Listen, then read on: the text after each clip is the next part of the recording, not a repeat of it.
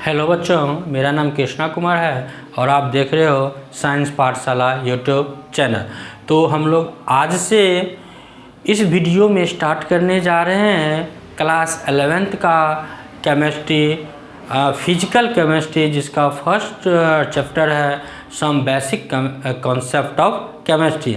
उसमें हम लोग फर्स्ट टॉपिक देखेंगे मोल कॉन्सेप्ट। यह एक बहुत ही इम्पोर्टेंट टॉपिक है जिसका एप्लीकेशंस हम लोग केमिस्ट्री के तीनों ब्रांच में यूजुअली इसका करते हैं क्योंकि सबसे ज़्यादा इसका एप्लीकेशन होता है जब हम लोग न्यूमेरिकल्स को बनाते हैं, तब इस मोल कॉन्सेप्ट का हम लोग यूज बहुत ही करते हैं।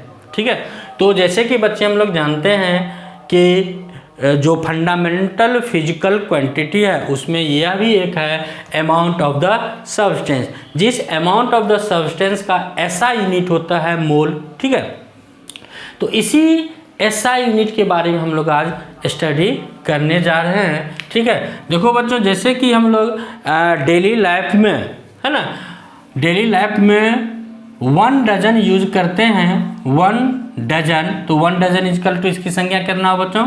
12 items.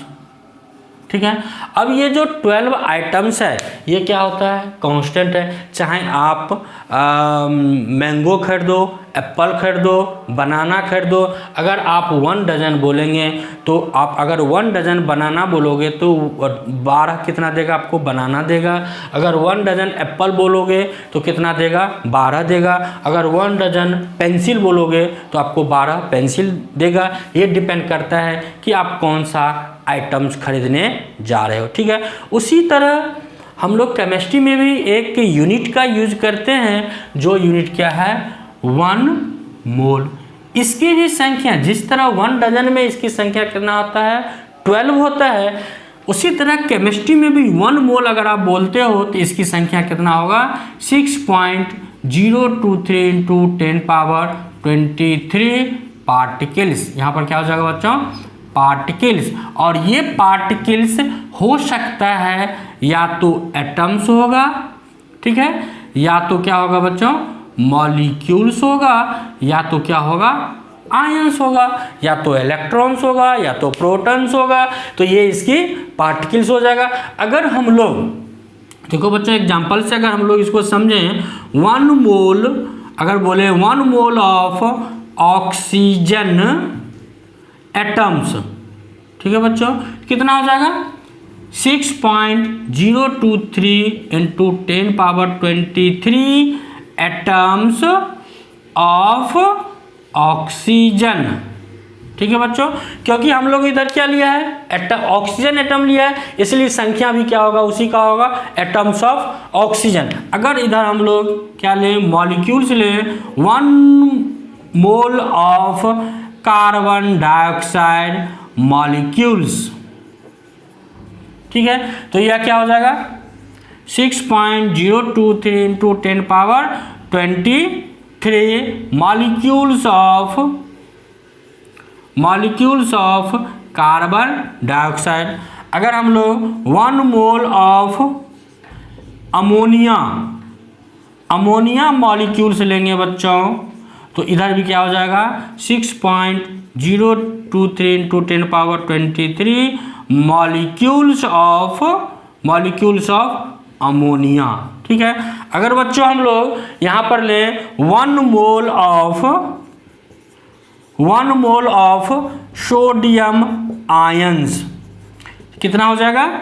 6.023 into 10 power 23 ions of sodium. ठीक है बच्चों, तो आप देख रहे हो कि हम लोग इस चीज़ को डेली लाइफ में यूज कर सकते हैं और इसको हम लोग कहाँ यूज करते हैं? केमिस्ट्री में। इधर जो हम लोग सब्सटेंस लेंगे, एटम्स लेंगे, मॉलिक्यूल्स लेंगे, आयंस लेंगे, वह इसका ये क्या हो जाएगा? ये 6.023 10 पावर 23 क्या हो जाएगा? एटम्स होगा, मॉलिक्यूल्स हो जाएगा, आयंस हो जाएगा। ठीक है, तो इस नंबर जो है ये 1 मोल इजकल टू दिस, इस संख्या को हम लोग क्या बोलते हैं? इस नंबर को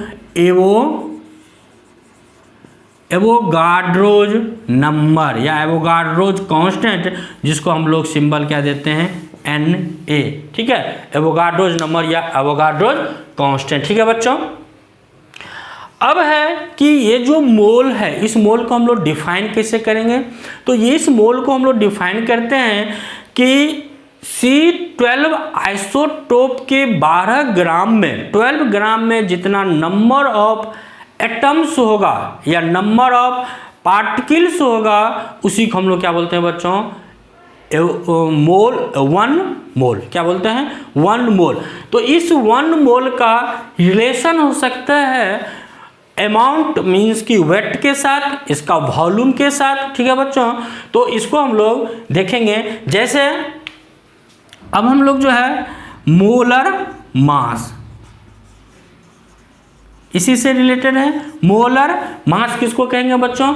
तो मोलर मास होता है the mass of 1 mole of the substance. The mass of 1 mole of the substance in gram is called the molar mass of that substance। ठीक है, मोलर मास को कैसे बच्चे हम लोग डिफाइन करेंगे? the mass of 1 mole of the substance of the any substance, कोई भी आप सब्सटेंस ले लो, any of the substance in gram is called molar mass। आप कोई भी सब्सटेंस ले लो बच्चों, उसका क्या होगा? 1 मोल लेंगे। अगर उसका आप वेट करते हो ग्राम में, तो उसको क्या बोलेंगे हम लोग? Molar mass. जैसे फॉर एग्जांपल अगर हम लोग यहाँ पर कंसीडर करें, फॉर एग्जांपल है ना, मोलर मास अगर हम लोग बोले molar mass of sodium atoms, तो ये कितना हो जाएगा बच्चों?